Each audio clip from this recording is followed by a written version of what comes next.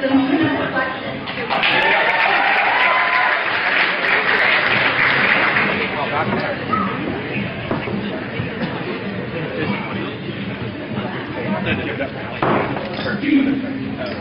大家好，北京四中学生，我们都欢迎你们。我叫 Clara， 今年我上高3。2年前的夏天跟25美国学生，我去了中国。我跟一个寄宿家庭住在一个城市叫嘉兴。我在中国待了6个星期。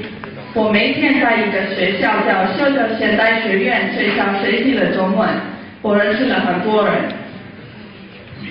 2 summers ago, I traveled to Jiaxing, China with a government-sponsored program known as the National Security Language Initiative for Youth.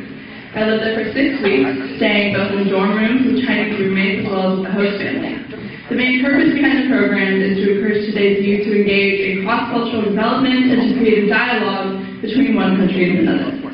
During my stay, I made many close friends, including my fellow American exchange students from all over the country, and particularly my dorm mates, who had chosen the English names Coco, Cherry, and Blueberry. Cherry, who is also my host sister, had been in a long-standing secret relationship with a boy who lived in the building across from us. He, of course, had decided to call himself Potato. And he lived in a dorm with other boys named Somehow Joe and Alan. I remember her bursting through the door one day, blushing as deep as red as the fruit she had named herself after, and announcing that she and Potato had just held hands for the first time in their 2-month relationship. The American student who was staying in the dorm room with Potato, Somehow Joe, and Alan happened to be one of my close friends on the trip, and so very often Cherry would relay messages to Potato through us. Potato says, 你是我的小苹果. My friend would tell me. Cherry says, 你是我的小土豆. I would reply the next day. The dialogue went on for the extent of the trip. As silly as it may have been, I now realize this was a starting point for the very process that the entire program was encouraging. Though the dialogue may have existed merely as a bridge between the girls' dormitory to the boys', which in reality was only separated by a few yards, the exchange presented something a great deal larger. An international multilingual cooperation was funneled into a small interaction through 4 individuals, and better yet, it was one that was purely dedicated to friendship and even love. Last year, Liam Coley participated in this very same program, spending 6 weeks in the beautiful river city of Suzhou, China.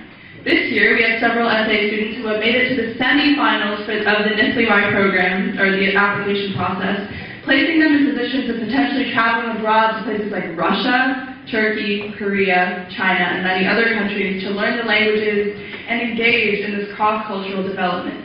Hopefully in the future, others might decide to apply. With the Beijing No. 4 high school students here today, I would like to take this moment to reflect on how important it is to keep an interpersonal and international dialogue in motion. It is communication that will carry us a step further towards peace and love. I would also like to use this opportunity to acknowledge the bravery and dedication of Sonoma Academy's international student community for spending years away from home and serving as examples for this continuing process.